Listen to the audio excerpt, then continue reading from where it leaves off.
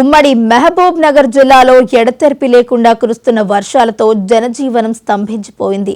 వాగులు వంకలు పొంగి పొర్లుతూ నదులు తలెత్తిస్తున్నాయి.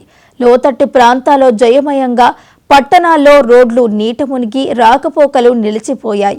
మరోవైపు కృష్ణానది కూడా పరవళ్లు తొక్కుతోంది. ఈ వర్షాల కారణంగా వేల ఎకరాల్లో పంట నీట మునిగి రైతులు తీవ్రంగా నష్టపోయారు. ఈ వర్షాల ప్రభావంపై మరింత సమాచారాన్ని మా ప్రతినిధి గురుప్రసాద్ అందిస్తారు.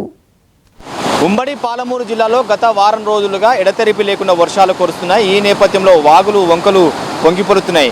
మనం విజువల్స్లో చూడొచ్చు, చెక్ డ్యామ్లు కూడా అలుగుపోస్తున్నాయి. ముఖ్యంగా ఉమ్మడి పాలమూరు జిల్లాలో చాలా చోట్ల కూడా చెక్ డ్యామ్లు అలుగుపోస్తున్న పరిస్థితి. దేవరకద్ర నియోజకవర్గంలో కూడా ఇదే పరిస్థితి కనిపిస్తుంది. వారం నుంచి కూడా వర్షాలు పడుతున్న నేపథ్యంలో ఎక్కడ చూసినా కూడా జలకళను సంతరించుకుంది. ఉమ్మడి పాలమూరు జిల్లాలో చాలా చోట్ల చెరువులు కూడా నదులను తలపిస్తున్నాయి. చెరువులన్నీ కూడా పూర్తిగా నదులను తలపిస్తున్నాయి. చెరువులను పూర్తిగా నిండిపోయాయి. మరోవైపు జూరాల ప్రాజెక్టు కూడా నిండుకుండలా మారిపోయింది. మొత్తం 21 గేట్లు ఎత్తివేసి దిగువకు నీటిని రిలీజ్ చేస్తున్నారు అధికారులు. ఇన్ఫ్లో 1,60,000 ఉంటే అవుట్లో 1,71,000 క్యూసెక్లా ఉంది. సో కృష్ణా నది పరివాహక ప్రాంతంలో ప్రజలందరూ కూడా ఇప్పటికే అధికారులు అప్రమత్తం చేశారు. కృష్ణానది పరివాహక ప్రాంతంలోకి ఎవరు కూడా వెళ్ళొద్దు, అది ముఖ్యంగా చేపల వేటకు ఎవరు వెళ్ళొద్దని చెప్పేసి ఇప్పటికే మత్స్యశాఖ అధికారులు ఆదేశాలు జారీ చేశారు. మరోవైపు జూరాల ప్రాజెక్ట్ కృష్ణానది పరివాహక ప్రాంతంతో పాటు అలాగే ఏదైతే జూరాల ప్రాజెక్ట్ కింద ఉన్న నెట్టెంపాటు కావచ్చు, కోయిల్ సాగర్, భీమా, కల్వకుర్తి లిఫ్ట్ ఇరిగేషన్ ద్వారా కూడా నీటిని ఇప్పటికే రిలీజ్ చేస్తున్న సిచ్యువేషన్. మరోవైపు తుంగభద్ర నది కూడా నిండుకుండలా మారిపోయింది. కృష్ణానది పరివాహక ప్రాంతంలో ఎగువన ఉన్న ఏదైతే ఆల్మట్టి, నారాయణపూర్ డ్యామ్లు కూడా నిండుకుండలా మారిపోయి దీంతో క్రమంగా అక్కడి నుంచి కూడా నీటిని రిలీజ్ చేస్తున్న దీంతో జూరాల ప్రాజెక్టు నిండుకుండలా మారడంతో కృష్ణమ్మ శ్రీశైలం వైపు పరుగులు పెడుతుంది. ముఖ్యంగా పరవలు తొక్కుతూ ముందుకు వెళ్తుంది. మరోవైపు ఉమ్మడి పాలమూరు జిల్లాలో చాలా చోట్ల కూడా జనజీవం స్తంభించిపోయింది.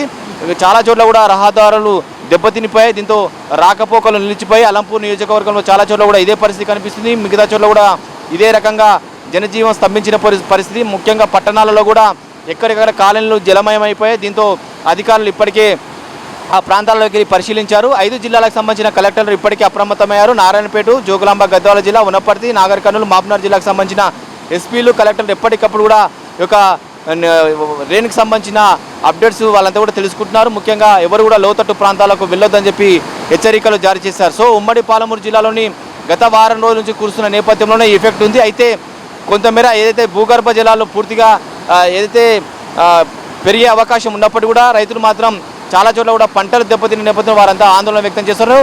ఉమ్మడి పాలమూరు జిల్లాలో ఇప్పటి వరకు 10 లక్షలకు పైగా ఎకరాల్లో పంటలను సాగు చేశారు, వానాకాలం పంటలు. అయితే చాలా చోట్ల కూడా ఏదైతే చెరువుల పరివాహక ప్రాంతాలు కావచ్చు, అయితే మిగతా చోట్ల చెక్ డ్యామ్ పరివాహక ప్రాంతాలు కూడా పెద్ద ఎత్తున పంటలన్నీ కూడా నీట మునిగిపోయిన పరిస్థితి. 1000 ఎకరాల్లో కూడా పంట మునిగిపోయిన పరిస్థితి. ఇప్పటికే వాతావరణ శాఖ హెచ్చరికలు జారీ చేసి మరో 3 రోజుల పాటు కూడా కంటిన్యూగా వర్షాలు ఉంటాయని చెప్పి వాతావరణ శాఖ చెప్పింది. దీంతో అధికారులు అప్రమత్తమయ్యారు.